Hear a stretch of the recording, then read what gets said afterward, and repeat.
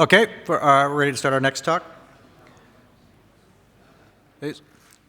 We have Clint Gibler, who is a software security engineer from NCC Group. He's been with them for just over 1 year, and he's going to talk to us about examining vulnerability trends over cross-industry. Please. Testing. All right, thank you everyone very much for coming, and thank you Virus Bulletin for having me. My name is Clint Gibler, and today I'm going to be talking about a quantitative examination of the current state of corporate security practices.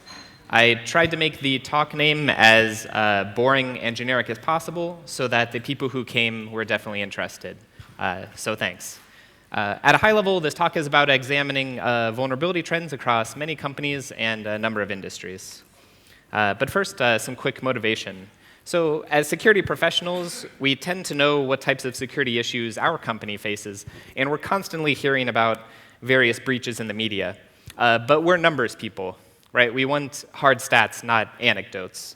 Unfortunately, most companies don't want to talk about what types of security issues they face due to negative PR reasons. So that makes it hard as security professionals to know what should we work on to maximize the impact of our work if you don't know what the prominent categories of problems are. Fortunately, my company, NCC Group, has the results of running several commercial security scanners on a large number of companies across a reasonably large amount of time, and that's what this talk is going to be about. So quickly, just some goals of this work. I hope to give you all some insight into the vulnerabilities faced by real companies today. I'm going to talk about how quickly vulnerabilities are addressed in terms of does it matter based on the industry, based on the type of vulnerability, or the severity, and things like that. And finally, I will highlight some important areas for further security research. So first, I'm going to go into a little bit more detail about the data set itself and what we did with it. I'm going to show a number of figures about some of the analysis results. And then finally, I'm going to give an interactive demo that allows you to programmatically explore the data without doing any additional programming, just sort of live ask questions of the data. So just quickly, I'm a software security engineer at NCC Group Domain Services. Before this, I received a PhD from the University of California, Davis, where I focused in mobile security. Using some of the projects I did involved using static analysis to find privacy leaks in Android apps, detecting plagiarism between Android apps, emulator detection, things like that. So feel free to say hi to me later to talk about those. Also, I wanted to give a shout out to Carl Van Schie of Managed Services. He was the one who provided the data that this work is based on, and without him, this absolutely would not have been possible. Okay, so digging into the data, it's for 100 different companies across 10 different industries. The scan period ranged from February 2014 through May 2015, comprising about 1,700 scans and over 900,000 different individual findings. So every single finding was manually vetted by a security engineer to be either a true positive or false positive. And one challenge that I'll discuss more later as well is that there are a different number of scans and different scan frequency between companies. So that can make it difficult to compare companies or industries directly because the data is different. We'll see more why in a moment. So these are the specific industries involved. Each one has approximately 10 companies in it, though some have a few fewer, some have a few more. The hard numbers are in the paper. The average scans per company actually has a pretty broad range. So you can see the health industry is only about 2.5, but it actually gets up to a bit over 30 with the transport industry. So if we look at the number of findings per company as some sort of metric of how well is an industry doing, you can cluster it into 3 groups. There are several that have under 5,000 findings per company, some that are sort of in the middle, and then some that are doing the poorest have between 10 and 25,000 findings per company in that industry. One thing that's interesting to look at is, colloquially, I think we all believe that tools, automatic scanning tools, tend to have a high false positive rate, and this is definitely true in our data set. So we find that the industry with the fewest false positives had only 51% true positives, and it gets down to as bad as only 11% true positive findings. So for a security team at a company, that's a huge amount of work you need to do to vet through all the different findings to see the actual actionable information. So I just talked a little bit about the average number of scans per company, but that doesn't necessarily convey the scan frequency. So that's what this attempts to do. So each individual little block in this figure represents a company, and it's color-coded by industry. So what I did is, for all of the scans for a given company, I calculated the time in between those and then averaged that to form one number. So you can see, for example, that the financial services industry is sort of this yellowish color, and you can see a number of financial services companies had scans on average between like 0 and 5 weeks, and then a few more between 5 and 10 weeks, and then one above that. So specifically, 63% of the companies had an average scan frequency of less than or equal to 5 weeks, and 87% were within 10 weeks on average. So two main things regarding the methodology. So as there are over 9,000 different types of vulnerabilities in the data set, you can't graph them all. So I grouped them into 3 high-level categories and then a couple of subcategories that you'll see in a second. But basically, I grouped them into, do they relate to a host system that is relating to an operating system version, a database version, something like that, running on a host server. Others are related to network issues. And then finally, some are web app related. So I'm just going to give you a couple examples to give you the intuition behind how I calculated time to fix. So each S1, S2, et cetera, represents one scan. So let's say we see a given vulnerability at the first scan, S1, and then we don't see it at S2. So the time to fix is basically from when we didn't see it back to the first time we saw it. So in this case, S2 minus S1. So let's say we scan at S1 and S2 and then don't see it at S3. So then the time to fix is S3 minus S1. So if we see something and then it goes away and then it comes back, we treat that as 2 separate time to fixes. So an S3 minus S2 and then S6 minus S4. Findings aren't necessarily fixed after the last scan we have for that company within the data set. So in that case, we represent it as what you would think, sort of S2 minus S1, to connote that's it was open at least this long. And then we annotate it with a plus to say, we don't really know how long. It could have been much longer. Finally, a handful of companies only had 1 scan in the data set. And because there was no opportunity for those to be fixed, we just don't consider those at all. So just keep this in mind for some of the figures in a moment. So some caveats. The precision of our calculation is inherently limited by the scan frequency, because that's sort of our data point. So best case, a company fixes a finding right before we scan, so the time to fix is almost exactly what we calculate. Worst case, they fix it right after a scan, and that company we scan very infrequently, say every 6 months, so then we could be off a huge amount. And again, different companies and different industries have a different number and a different frequency of scans, so it can be difficult to make comparisons directly, but we do what we can. OK, so I'm going to show you figures for 2 primary things. First, what issues do we see in real companies today? And second, how effectively are these findings remediated? And by that, I mean 2 things, regarding the time to fix and the overall rate of fixing. And do either of those vary by the type of vulnerability, the industry, the severity, or the remediation solution, which is what steps do you take to fix it? So I'm going to show you some figures for the types of findings across all companies, and then by specific industries. OK, so this is all true positive findings across every single company in the data set. And so the 3 high-level categories I mentioned before, the host-related things, network-related things, and web application-related things are represented here along with the subcategories. So we can see that the most prevalent type of issues across all companies are those related to the web application server, what's running it, such as Apache IIS, or the language used, such as PHP.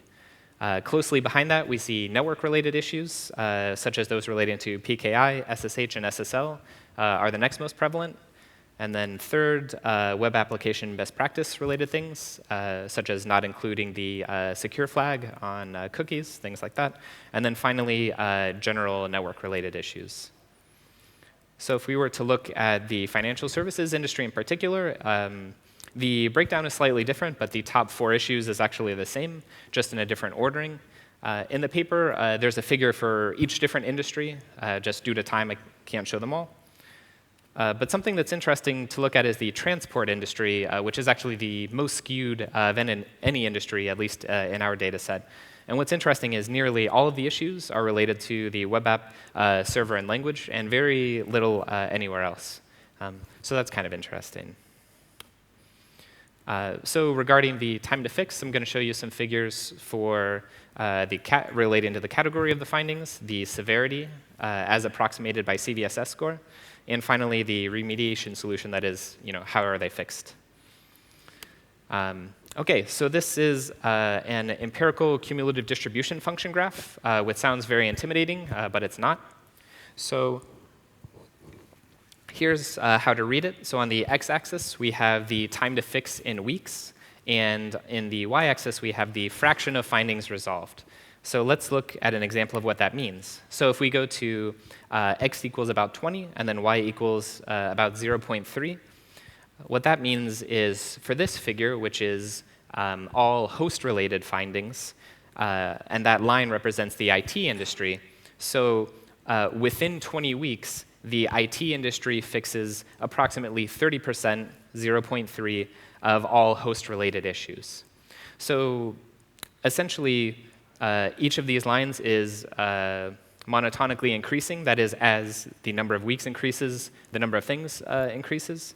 And essentially, a line is good if it gets to a higher y point with a lower x, because that means you fix more things faster. So some of the lines go very much up close to 1.0, which means you fixed everything in that category. Some of them stop much below that, which means during the whole course of our data set, those things were not fixed. So we see a number of industries, and I apologize if the color is hard to make out in the audience. All of the figures are in the paper, so you can see them there. But a number of industries resolve pretty much all of the findings, host-related things, very quickly. Some end up, let's see, I believe that's the energy and utilities, only ends up fixing about 40%. And the big cliffs you see mean a large group of findings were resolved all at once. You can imagine patches being rolled out or something like that. So this is also time to fix by category, and each line represents an industry, and this is web application-related issues. So note that there tend to be fewer sort of large cliffs here. Things tend to be solved more gradually over time. So the host-related things, notice how a lot of things are fixed all at once, while here things, for web application issues, things tend to be fixed more gradually, and also at overall a lower rate. Interestingly, the transport industry solves almost all of them very quickly and overall does a pretty great job.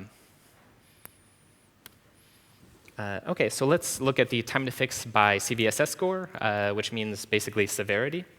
And I grouped CVSS scores between 1 and 2, 3 and 4, et cetera.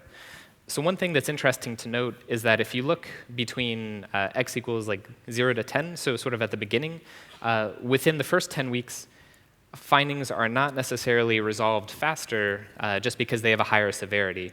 In fact, we see some of the lower severity things, such as 3 to 4 and 5 to 6, being resolved more rapidly. One potential reason for that is that the lower severity findings tend to be simpler to resolve, so they're just fixed sooner.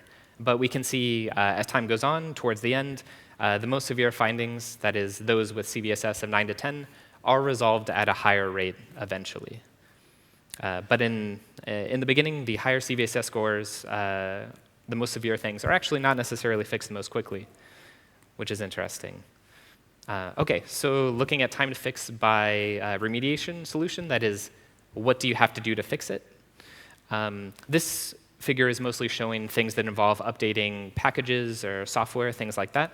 We can see these types of issues tend to be resolved very quickly and in sort of batches. But environment-specific things, such as updating the configuration, the blue line, is resolved both more slowly and at a lower rate.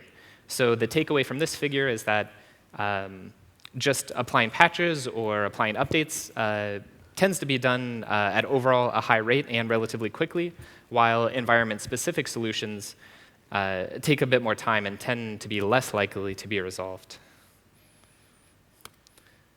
And then this is also time to fix by what do you have to do to resolve it, solution group. And we see here that unlike updating a package, which tend to be done in batches and has a high rate of being solved, crypto-related things and web app things tend to be resolved more slowly and at a lower overall rate, with web app-related findings being solved at a bit higher rate and crypto things being a little bit slower and a less overall rate. So one potential reason for this is that crypto-related things tend to require domain knowledge and maybe a little more involved to fix, and that is potentially why it takes a longer time. OK, so I'm going to show you a quick demo. It was very useful for me in exploring the data initially and trying to figure out what sort of questions to ask of the data. And I think it's a useful way to look at examining security findings. Unfortunately, I can't open source this as it uses a lot of customer-specific data, but I'd be happy to talk about implementation details later if you're interested. Let's see. All right, let's hope this works. All right, it kind of works. OK, so the layout looks much better when it's on my other screen. My apologies. OK, so essentially, all of the findings have been loaded into this one visualization.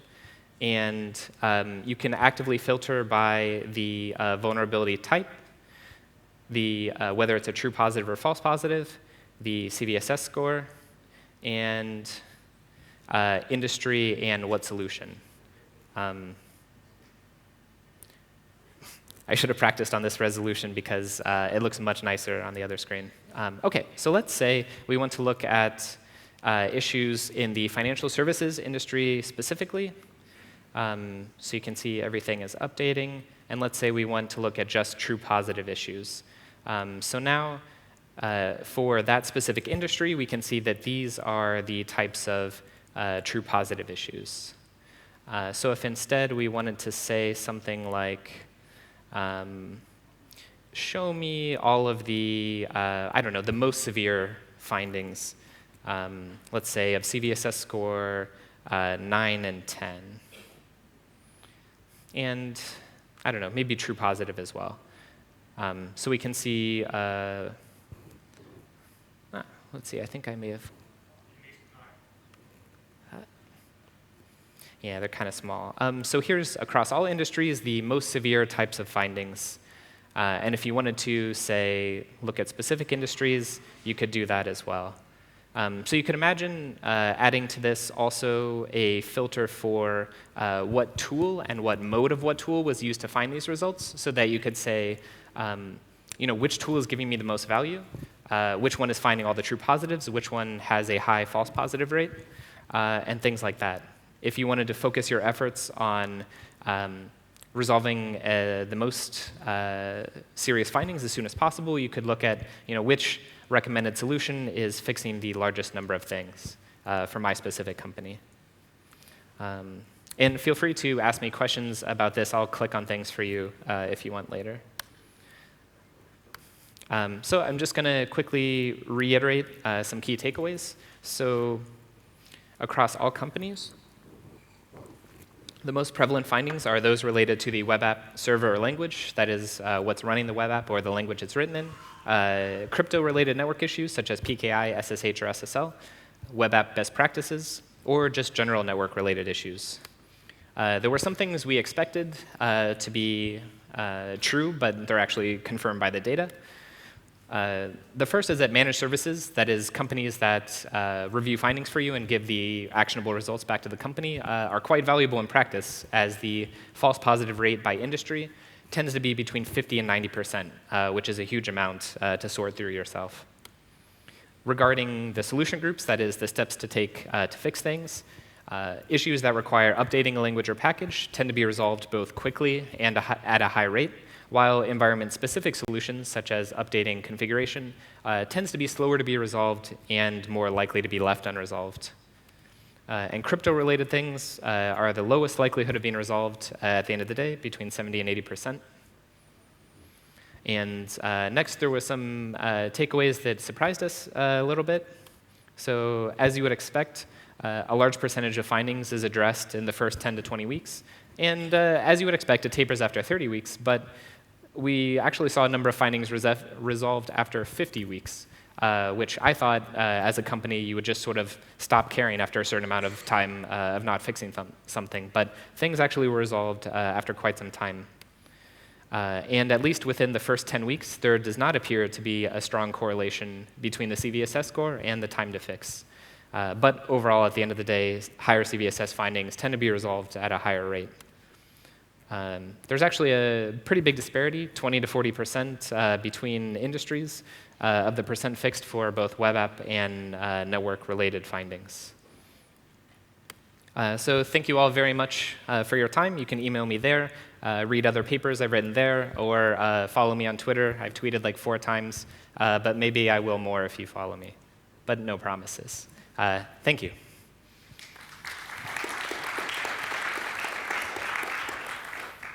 Do we have any questions? Yes. Right here.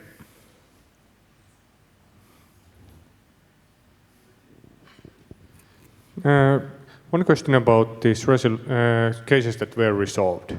Was there a correlation between the vulnerability being threat to the company or being threat to a customer? For example, crypto exposes the communication of a customer, but it's not necessarily a serious danger for the company itself, especially if they're a negligent one. OK, let me rephrase the question to make sure that I'm answering it. Did I notice a difference between issues that would just affect customers versus potentially affect the company itself, such as a SQL injection could affect the company directly, while not using up-to-date SSL cipher suites would affect customers and not them directly? Is that? Yes. OK. I think that that's very interesting. I don't have an answer for you at this time. I haven't looked into that exactly, but it's something that I should. So thank you, but I don't have an answer right now.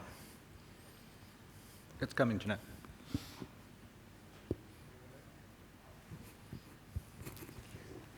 Great presentation. Thanks. I love this kind of data. Some of it's startling. I'm curious what you're doing about it to work with these customers, or if anything. Are you taking the data? Are you helping them? What's next? Yes, so what's next? Let's see. I guess I happen to have a backup slide for potential next steps if I had time. So one thing that would be very useful is comparing the efficacy of different scanners. Maybe one tends to be overall better than another. And then what internal practices lead to good performing security programs, reducing time to fix, stuff like that. But specifically what you asked, one thing that we plan to do is for either companies or industries that we know tend to have specific problems to work on either developer training or providing specific focus and help to them that sort of like targeted help rather than giving the same help to everyone, sort of saying, hey, historically we see you have these types of issues. Let's help you make sure that you don't do that as much in the future. So thank you. Hi, great presentation. Quick question. The false positive rate you said was anything between 50 and 90%. Do you want to elaborate why that's like that? Yes. Let's see, so I guess there are certain fundamental limitations in terms of building an automatic tool in that you don't necessarily have the context a human would know when you're detecting something. Let's see, that's sort of a generic answer. In terms of the specific issues we see, I guess I don't have an answer that I can definitely back up with data, so I will defer to talking with you informally later about it. But thank you.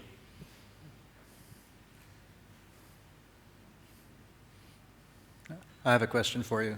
Did you find any correlation between the false positive rate and the rate of fixing it? So if an industry is having a high false positive rate, are they less likely to go fix something than ones that are experiencing a better FP rate?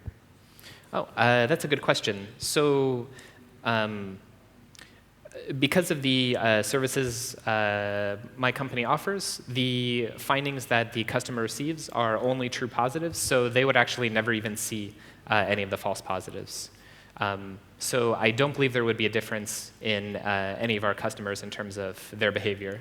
But I know informally in practice, just being friends with various tool building company people, that when you get bombarded by lots of information that isn't useful and actionable, it does tend to lower the amount that people actually fix. Because you spend so much time looking through things that the time you spend on actually fixing them is less. Any other questions? Okay, well, let's All right, thank you.